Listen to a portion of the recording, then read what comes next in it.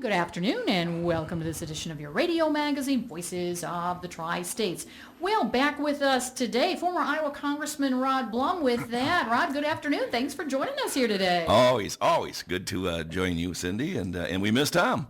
Yeah, Tom is not with us anymore. He's still with us. Don't want to give anybody a bad impression there. But Tom has moved on, and Congressman, you are still here. So one of the things that I know you want to talk a little bit about term limits, and something that has really, it was kind of near and dear to you when you were the congressman, and now having left that and kind of looking back and looking at the whole landscape of what's going on. Tell me what you're working on and what you're hoping to get from pushing this here. Yeah, let me back up a little bit here. I was kind of like Mr. Smith goes to Washington. I guess I was a little bit naive. Mr. Blum goes to Washington? Yeah, when I first went there, and naive about a lot of things. But one of the things is I started a Term Limits Caucus, which is a caucus would be like a committee of people who have a common shared interest. Right. And at that time, we had probably 240 Republicans in the House. You know, we had the majority then. And I started a Term Limits Caucus, and I thought I'd have at least 240 members of this caucus, all the Republicans, correct? And probably half the Democrats. And you know what we ended up with? 24 Republicans and 1 Democrat. Wow. So 25 members of a 435 House members signed on to be on the Term Limits Caucus. So that right there awakened me. They didn't want to get rid of their jobs, did they? No. They go back to their districts, Cindy. Here's the dirty little secret. They all go back. Probably, for sure, all the Republicans and most of the Democrats go back to their districts, and they tell their constituents, I'm for term limits. And that gets a hearty round of applause because polls say about 82% of Americans support term limits for congressmen and senators. 82%, 87% Republicans, 83% Democrats, 78% of independents. So that is a bipartisan issue here that's overwhelmingly supported out there in the country. By the constituency, right. By the constituency. But I got to Washington, and what I found out was these congressional members who go back to their districts and say they're for term limits, when their aircraft crosses the Potomac River and lands at Reagan in Washington, something switches in their brain. And they cozy up to Speaker Paul Ryan at the time, and they say, please, Mr. Speaker, do not have a floor vote on term limits. Don't let this come Don't up. make me have to go on record voting for term limits because we don't really want term limits. Ron DeSantis, who I was in Congress with for 4 years, and I introduced numerous term limit bills. Ron introduced a particular bill that I was an original co-sponsor on that not only term limited congressional members, House and Senate, also term limited federal bureaucrats. Yeah. The deep state, which there is one, really it's is alive. Oh my think God, that, yes. Oh, that's a conspiracy theory. No, it's not. I've been out there. I know it exists. You've been even deeper than I have, and it totally exists. Absolutely it does. And I'd say it's 98% liberal, and they're career bureaucrats, and they need to be term limited. And our bill had them term limited, other than the Department of Defense, because we want to keep that expertise in the Department of Defense long term. So we introduced term limit bill after term limit bill after term limit bill. And in my 4 years there, we had exactly 0 brought to the House floor for a vote, though 82% of Americans favor term limits for congressional members. So it's not, I came to the conclusion, Cindy, it's not going to get done in Congress. That's kind of like asking turkeys to vote for Thanksgiving. Yeah. They're just not going to do it. To get my head whacked, right? They Yeah. like their cushy jobs, and they like them just fine. These congressional members cling to their jobs like a dying person clings to life. Yeah. I mean, they just cling to it. They're just not going to give it up. So Article 5 of our amazing Constitution provided for this. They provided 2 ways to amend the Constitution. One is the traditional way we think of, which is a vote in the House and a vote in the Senate.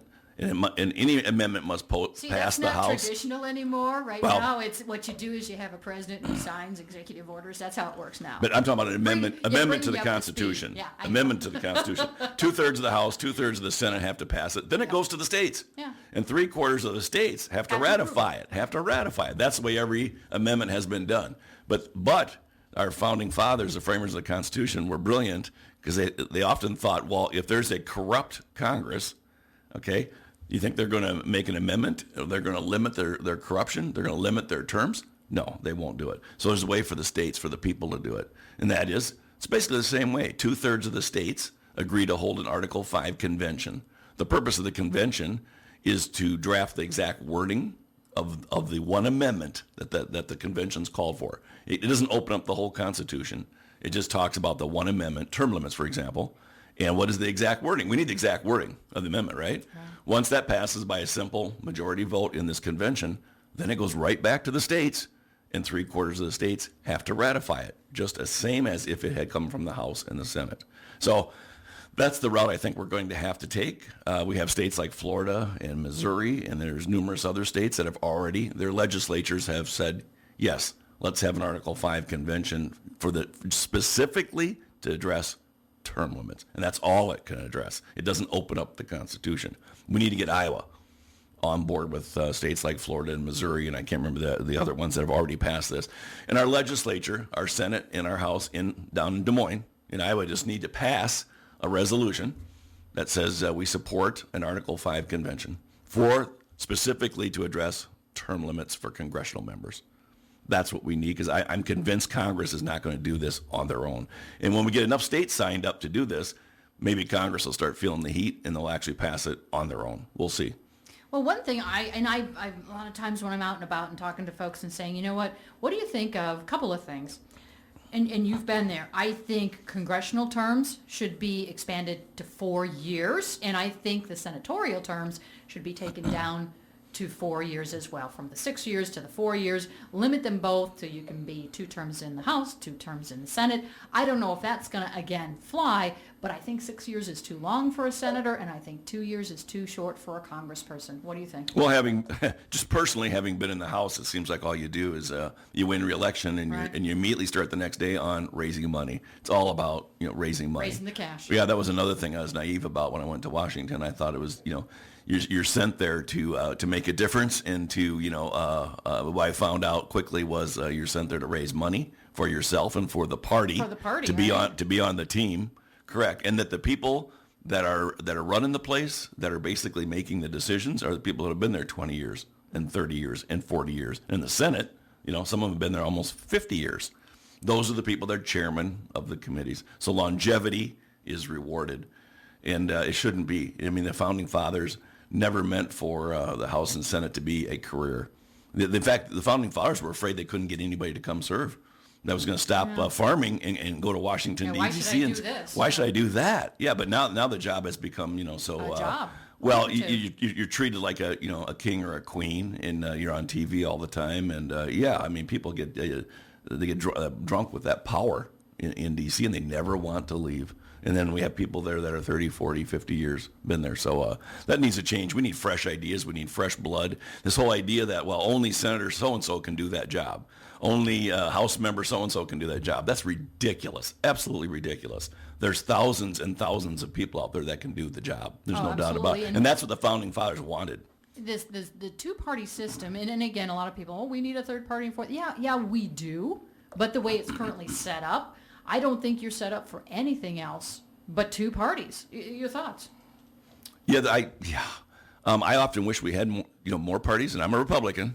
But there's a lot of times when I wish we had more viable parties. But the system in America is set up to keep it a 2-party system. Yeah, keep them where they're at. So, and the reason I say more parties is not everything is black or white. Black and white. I mean, after having been there for 4 years, if you're the kind of person, and I always was, willing to listen at least to the other side, you find out that by gosh, they could have a good point on these things. And really, it's not black or white. Most often, it's gray. But the system is just, we've become so polarized. I'm sure you would agree. Oh, yeah, absolutely. And so what are you doing to try to push Iowa? I guess that would be where, we have to start. What are you doing? Yeah, I became familiar with an organization called termlimits.org when I was in Congress, especially since I started the Term Limits Caucus.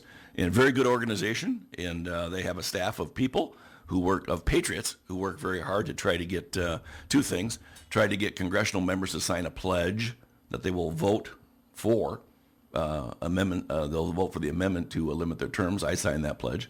And candidates running, they work hard to get candidates to sign that pledge. And secondly, they're working very hard to get state legislatures, like in Des Moines, to adopt a resolution that we have an Article 5 convention. So what I would do is I would encourage people to call their state reps and their state senators and say, hey, we need this Article 5 convention. We need to have term limits in Washington, D.C. Cindy, wherever I go in Iowa, wherever I go in our country and meet and talk to people, I mean, they are overwhelmingly in support of term limits. They are sick and tired of these people that have been there 20, 30, 40, 50 years. Both parties. They're tired of it. They're just tired of it. And what do we get? Do we think they're doing a splendid job? Are things really, going well? Are they hunky-dory? I always say, could anybody do worse? They talk about well, we'll lose that experience. And I say, thank God. Because experience in running up, $30 trillion in debt, experience in running up $1 trillion annual deficit, experience in pulling out of Afghanistan and having people falling out of the wheel wells of our military aircraft, experience in creating inflation and throwing more fuel on the fire of inflation, experience in the list goes on and on. Oh, absolutely. And so it's like, you know what? I'll take the person that owns the small business or that works at John Deere. I'll take them in Congress over a career politician. Well, and I think it goes hand in hand, and agree or disagree on this, with campaign finance reform. Because you know this, I do too. So many of these quote-unquote career politicians, they're bought and paid for. They are bought and paid for, and they aren't going to make any moves on anything. A perfect example of that is those, and this is both sides of the aisle, from pharma. This is why we can't get any significant price reduction in pharmaceuticals, folks, believe it or not, but this really is the way it works. It is, and the big special interest concerns give a lot of money to get people elected, right? And then when they say well, we kind of own that person now, we want that person to be reelected and reelected and reelected. Incumbents have a huge advantage in raising money for reelection. I mean, there's 435 congressional seats in the United States. Cindy, how many do you think on every 2 years they're up for reelection? How many do you think are competitive? I'm going to say it's less than a quarter.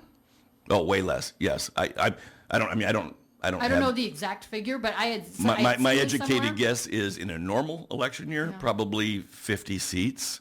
Yeah. That's 10%. In a wave election year, which we had in 2018, a blue wave, and we might have a red wave in 2022. Maybe 70 seats are competitive. So on average, 400 of the 435 seats are not competitive. They're safe Republican or safe Democrat. Is that good for democracy? Is that good for an inflow of new ideas? Is that good for the districts that are being represented? Mm-hmm. When you have an election, when you know already, well, person X, they cannot win that election, then there's no way they can beat the incumbent. That's not good for democracy or the district that they represent or our country. Oh, absolutely. We need term limits. We need the term limits, and I think maybe, again, you talk about, your reelection and some of your downfall, and it is just me looking from, again, the 50,000-foot level. Your downfall was you told it like it was, and I sometimes think it's hard for people to swallow because they've been fed so much misinformation. They don't think what you're saying is true. Yeah, I did. I think that's a good observation, and I did have the courage of my convictions when I went to Washington D.C. In my last term, I took a couple tough votes that I didn't have to.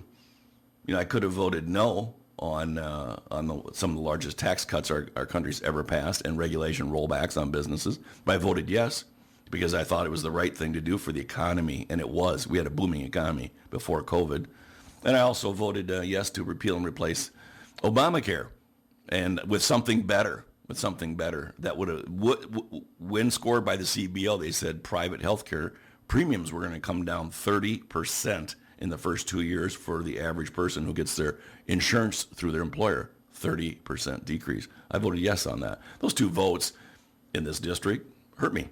Yeah. And that's the way it goes, though. But I had the courage of my convictions. Because I thought when I cast those votes, if it cost me my job here in Congress, I'm okay with that. Now, I'll guarantee that kind of thinking is the minority. That 99.9% of congressional members would always stick their finger in the wind typically and do what's politically expedient. What the party tells you to do, right? Oh, yeah. That's called being on the team. Yep, you have to be on the team. You click your heels and you smile and you say the right things and you have the nonsense words and the verbiage to go with it. People don't speak. That's another thing when I learned in Washington, and you did too, I'm sure, is that people in Washington don't speak normal language like you and I talking right here on the air. They have all of this, like I said, 50,000, 60,000. Oh yeah, it sounds beautiful, and you say, what did they say? What did they say? What actually? But this reminds me of my first vote I made when I was a freshman. My first vote, my first day, was against Speaker John Boehner to be Speaker. Yeah, some would say that killed you too. Oh yeah, to be Speaker of the House, in Republican, right? And I voted against John Boehner, my own party, to be Speaker of the House. I voted for a different Republican, Daniel Webster from Florida, and I had establishment, career politicians, Republicans, come up to me, put their finger in my chest, and said, "You just signed your political death warrant. You don't do that. You will not be back here. We're not going to support you. We're not going to help fund you. We're not going to raise money for you. And this is the way the game's played." And I thought to myself, that's okay, because I can put my head in the pillow at night and sleep very, very well, because I did what my conviction said I should do. One of the things we need to do, though, to help all of this is drain the swamp. Drain the swamp. We need term limits. We need fresh blood in there. We need turnover when somebody's been in there for 30, 40, 50 years. You know, people ask me, Rod, how do congressmen and senators go in there broke, and 30 years later, 20 years later, they come out multimillionaires? How does that work? You know, that's a great question, isn't it? How does that work? I don't know. How does that, I mean, you know what? It happens a lot. It happens a lot. What is going on? We need turnover. We need fresh blood. Right. We need to put some sunshine is the best disinfectant. In Washington, D.C., we need term limits. So, like I say, a few moments left. If people are excited, interested in this, what should they do? They should contact their state senator or their state House rep and tell them that they support an Article 5 convention for term limits. That's the first thing they do. The second thing they can do is they can contact their federal reps and say, are you going to sponsor a bill for term limits? Are you going to see that it ggets brought to the floor? Are we ever going to see a vote on term limits? Now, you probably won't hear an answer back from the federal folks. I hope that the state reps and senators, you will hear back from. Absolutely. But that's right now. It's sitting in Des Moines, and a new legislative session starts in January, and we need them to get it out of committee and get it to the floor and have our Iowa state senators and House members vote on it. Okay. Nothing to be afraid of. You know, it doesn't even affect them. This is about federal congressmen and senators term limiting them. If the President of the United States can be term limited, there's no reason on God's green earth that a senator or a House member can't be. With that, Congressman, thanks for joining us here today. And always fun. We'll have you back again. Look forward to it. Thanks, Cindy. All righty. And again, folks, former Iowa Congressman Rod Blum. Congressman Rod